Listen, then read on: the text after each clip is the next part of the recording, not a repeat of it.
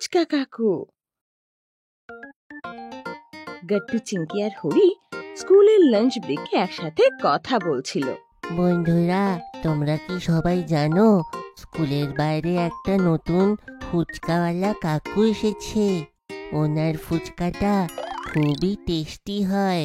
তখন বান্টিও সেখানে চলে আসে। হ্যাঁ, ওনার ফুচকা তো আমিও খেয়েছি। আরে খুব টেস্টি হয় ওনার ফুচকা। আচ্ছা, কিন্তু আমি তো খাইনি। হ্যাঁ গট্টু, আচ্ছা সেই ফুচকা কি খেতে খুব টেস্টি? আরে বলো না চিংকি, সব থেকে বেস্ট ফুচকা আছে ওনার কাছে। তোরা এত বলছিস যে আমার জিভে এখন জল আসছে, মন করছে এক্ষুনি গিয়ে খাই। চল না গট্টু, আজকে আমরা সেই ফুচকা কাকুর ফুচকা ট্রাই করি। ও না না চিংকি, ভুলে গেলে মা বাইরে থেকে এইসব জাঙ্ক ফুড খেতে মানা করেছে। এটা হেলদি হয় না। না ও হ্যাঁ গট্টু, ঠিক বলছিস তুই। মা তো মানা করেছে, কোনো ব্যাপার না, আমরা খাবো না ফুচকা। তারপর ক্লাস আবার শুরু হয়ে যায় আর সব বাচ্চারা পড়াশোনা শুরু করে। স্কুল শেষ হওয়ার পরে গট্টু, চিংকি আর হরি একসাথে বাড়ি ফিরছিল। তখনই ওরা বান্টিকে ফুচকা খেতে দেখে নেয়। আরে এটা তো বান্টি, এই তো কাকুর স্পেশাল ফুচকা খাচ্ছে। গট্টু চিংকি, চলো না খাই। মনে হয় আজকে কাকু তো খুব ভালো ফুচকা বানিয়েছে। সুগন্ধ তো এখান অব্দি আসছে। আর চলো না, যাবো। না না হারি, আমরা খাবো না। তোমার খাবার আছে তো তুমি খেয়ে নাও, আমরা এখানেই আছি। আচ্ছা ঠিক আছে গট্টু। তারপর হরি আর বান্টি মজা করে ফুচকা খায়। ওয়াও, কি ভালো খেতে। কাকু আর একটু স্পাইসি করুন না। হরি আর বান্টিকে খেতে দেখে গট্টু, চিংকিরও খুব মন করতে লাগে। গট্টু দেখ না, ওদের খেতে দেখে তো মনে হচ্ছে ফুচকা দারুণ টেস্টি খেতে হয়েছে। আমার খুব ইচ্ছে করছে গট্টু। হ্যাঁ চিংকি, ইচ্ছে তো আমারও হচ্ছে, কিন্তু কি করা হবে বলো? তখনই ফুচকা কাকু গট্টু, চিংকিকে এভাবে উদাস দাঁড়িয়ে থাকতে দেখে বলে, কি হলো বাচ্চারা, তোমরা খাচ্ছ না কেন? তোমাদের কি পছন্দ নয় নাকি? না না কাকু, খেতে তো খুব ভালো লাগে, কিন্তু মা বাইরের কোনো খাবার খেতে মানা করেছে, কারণ তাতে আমাদের হেলথ খারাপ হতে পারে। আরে এই কথাটা তোমরা আগে বলনি কেন? আরে আমার ফুচকা খুবই হেলদি। গট্টু, চিংকি কাকুর কথা শুনে অবাক হয়ে যায়। হ্যাঁ হেলদি, কিন্তু এটা কি করে হতে পারে? হ্যাঁ কাকু, ফুচকা আবার হেলদি কি করে হয়? বাচ্চারা, এই যে ফুচকা, এটা 100% আটা দিয়ে তৈরি, যেটা খুবই হেলদি হয়। আর তার সঙ্গে আমি ফিল্টারের জল ইউজ করি এই তেঁতুলের জল বানানোর জন্য। তার সঙ্গে আমি আমার ফার্মের ফ্রেশ আর অর্গানিক সবজি ইউজ করি। তাই আমার ফুচকাগুলো খুব হেলদি, আর এগুলো খেলে তোমাদের শরীর খারাপও হবে না। কাকুর কথা শুনে গট্টু, চিংকি খুব খুশি হয়ে যায়। আর তখন ওরাও বান্টি আর হরির সাথে ফুচকা খেতে লাগে। ঠিক বলেছিলে তুমি বান্টি, কাকুর মতন ফুচকা আর কেউ বানাতে পারে না। হ্যাঁ, দারুণ, সত্যি দারুণ খেতে। তারপর ফুচকা খেয়ে সবাই ঘরে চলে যায় আর এসে মাকেও ফুচকার ব্যাপারে বলতে লাগে। আরে বাহ, এটা তো দারুণ কথা, কিন্তু মনে রাখবে যতই হোক হেলদি, কিন্তু সেটা রোজ রোজ খাওয়া কিন্তু একদম ভালো নয়। ঠিক আছে সোনারা? ওকে মা। গট্টু, চিংকি ফুচকা খেয়ে এত মজা পায় যে মায়ের কথা মনে রাখতে ভুলে যায়। আর পরের দিন সবাই মিলে আবার সেই ফুচকার দোকানে যায়। চলো আজকে গিয়ে আবার ফুচকা খাওয়া হোক। হ্যাঁ হ্যাঁ চলো চলো। আরে কিন্তু আমাদের প্রত্যেক দিন এমনি ফুচকা খাওয়া উচিত না বন্ধুরা। আরে সেটা কেন? কাকুই তো বলেছে যে ওনার ফুচকা একদম হেলদি, তো আমাদের কি অসুবিধা হতে পারে? তো সব বাচ্চারা আবার সেই ফুচকা কাকুর কাছে যায় আর পেট ভরে ফুচকা খায়। এভাবেই এক সপ্তাহ কেটে যায় আর বাচ্চারা রোজ রোজ কাকুর কাছে আসে। বাচ্চারা, মনে হয় তোমাদের আমার বানানো ফুচকা খুব ভালো লেগেছে। হ্যাঁ কাকু, ঠিক বললেন আপনি। আমার তো প্রত্যেক দিন আপনার ফুচকা খাওয়ার অপেক্ষা থাকে। হ্যাঁ কাকু, আমি তো সারাদিন তোমার ফুচকা খেতে পারি।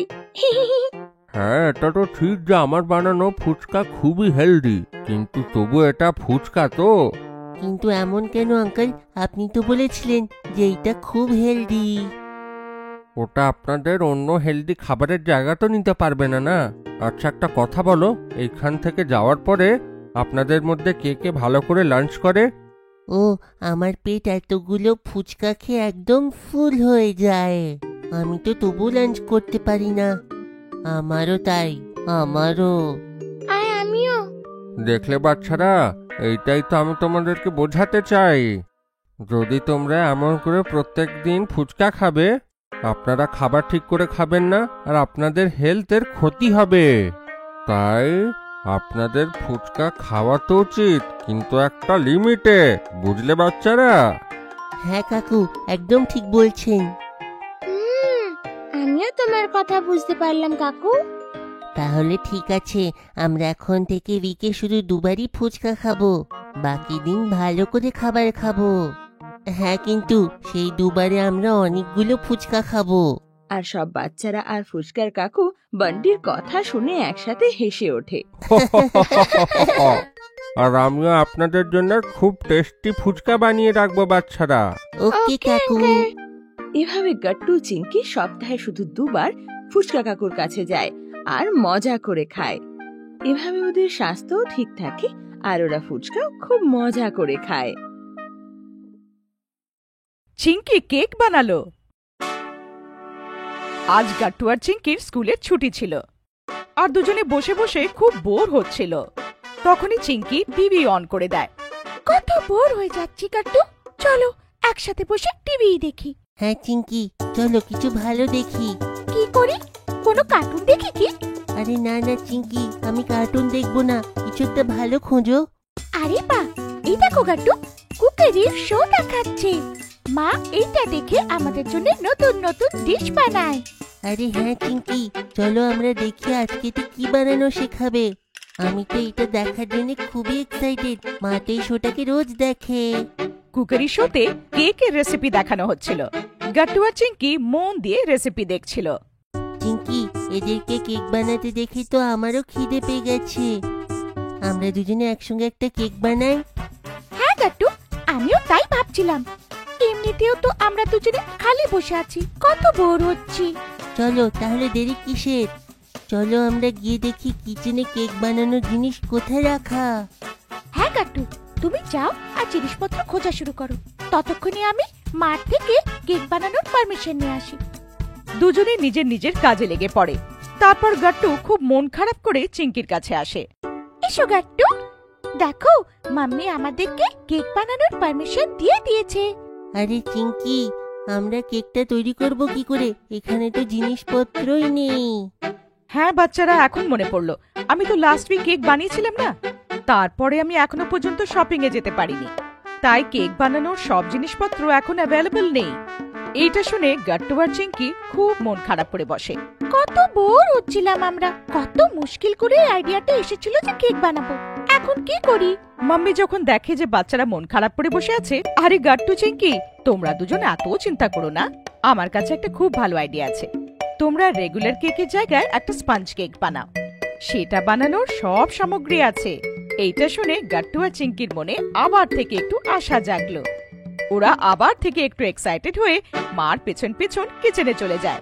দেখো বাচ্চারা, তোমাদের কাছে তো সামগ্রী কম আছে, তাই তোমরা সেরকম কেক তো বানাতে পারবে না যেমনটা টিভিতে দেখেছিলে। কিন্তু হ্যাঁ, তাও তোমরা একটা ভালো কেক বানাতে পারবে এই লিমিটেড জিনিসপত্রের সাথেই। ঠিক আছে মা, আমরা দুজনে রেডি, তাই না চিংকি? হ্যাঁ মা, আমরা দুজনে রেডি। ঠিক আছে, তাহলে আমি যেমন যেমন বলছি তোমরা তেমন ফলো করো। তারপরে মাম্মি গাট্টু আর চিংকি কে স্পঞ্জ কেকের রেসিপিটা জানায় আর ওরা দুজনে মাম্মির ইনস্ট্রাকশনস কে একদম ফলো করতে থাকে। আচ্ছা বলো তো গাট্টু চিংকি, তোমরা কোন শেপের কেক বানাতে চাও? স্কোয়ার শেপের। না না, সেটা তো কত বোরিং হয়, একটা হার্ট শেপের কেক বানাই।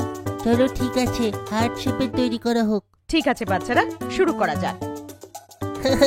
আরে চিংকি, তুমি তো নিজের পুরো ফেসে কোকো পাউডার লাগিয়ে নিয়েছো। আরে কোথায় কোথায়, বলো আমাকে। এসো চিংকি, আমি তোমার মুখটা পরিষ্কার করে দিই। মা, এই ব্যাটারটা তো রেডি হয়ে গেছে, একে একবার ফাইনালি টেস্ট করে না হোক যে কেমন হয়েছে, তারপরে একে বেক করব। হ্যাঁ গাট্টু, গুড আইডিয়া। আরে এই ব্যাটারে তো চিনি কম হয়ে গেছে। আরে এমনটা কি করে হতে পারে? চিঙ্কি, আমি তোমাকে বলেছিলাম না এর মধ্যে 120 গ্রাম সুগার ডালতে? আরে সরি মাম্মি, আমি তো শুধু 100 গ্রাম সুগার ঢেলেছি। ও, তাই কেকটা কম মিষ্টি মনে হচ্ছে। কোনো ব্যাপার না, এখন 20 গ্রাম সুগার আরো অ্যাড করো। হ্যাঁ মা, এক্ষুনি করছি। আর একটা কাজও করো, এর মধ্যে একটু ভ্যানিলা এসেন্স ঢেলে দাও। এটার ফ্লেভার তারপর আরো ভালো হয়ে যাবে। হ্যাঁ মা, এক্ষুনি অ্যাড করছি। কিছুক্ষণ পরে গাট্টু আর চিঙ্কের মিনি স্পঞ্জ কেক তৈরি হয়ে যায়। ওয়াও, কত কিউট দেখাচ্ছে না আমাদের এই ছোট্ট কেকটা। আমি তো ভেবেও ছিলাম না যে এত কম ইনগ্রেডিয়েন্টস এর সাথেও আমরা এত ভালো কেক বানাতে পারবো। তারপরে একে বানাতে তো সময় খুবই কম লেগেছে। হ্যাঁ গাট্টু, এইসব আমাদের আদরের মার জন্য। মার আইডিয়াতেই তো আমরা এত সুন্দর কেক বানালাম। Thank you mummy. আরে এটার আবার থ্যাংক ইউ করার কি আছে? আমারও খুব ভালো লেগেছে তোমাদেরকে এই কেকটা শেখানোতে। এখন বাস বাবার আসার অপেক্ষা। বাবা আসলেই আমরা সকলেই কেক কাটবো আর খাবো। তারপর গাট্টু আর চিঙ্কি গেটের কাছে দাঁড়িয়ে বাবার আসার ওয়েট করতে থাকে, আর ওনার আসাতেই জোরে চেঁচায়, সারপ্রাইজ! আরে আরে, এ কি গাট্টু চিঙ্কি, কি কেক? আজকে কোন খুশিতে কেক দিচ্ছ? বাবা, এই কেকটা আমরা দুজনে বানিয়েছি। আমরা খুব বোর হচ্ছিলাম না, তাই। তারপর গাট্টু, চিঙ্কি আর মা বাবা মিলে কেকটা কাটে, আর সব থেকে আগে বাবাকেই খাওয়ায়। বাবা বলে, আরে বা, আমার ছোট শেফ, তোমরা তো খুবই ভালো বানিয়েছো। সত্যি এই কেকটা তো খুব ইয়ামি। তারপর গাট্টু আর চিঙ্কিও কেকটা খায়, আর ওদেরও কেকটা খুব ভালো লাগে। এখন ঘরে যখনই কেক খাওয়ার ইচ্ছে হবে তখন আমি আর চিঙ্কি বানাবো। হ্যাঁ হ্যাঁ, নিশ্চয়ই। আমি তোমাদের দুজনকে আলাদা আলাদা ফ্লেভারস এর কেকও বানাতে শেখাবো। তারপরে তোমরা আমারও হেল্প করতে পারবে। ওয়াও, এইটা তো খুব ভালো আইডিয়া মা। তারপরে সবাই একসাথে বসে অনেক কথা বলতে বলতে কেক এনজয় করতে থাকে। আমাদের ভিডিও ভালো লেগে থাকে তো আমাদের ভিডিওকে লাইক করুন, কমেন্ট করুন আর সাবস্ক্রাইব করুন।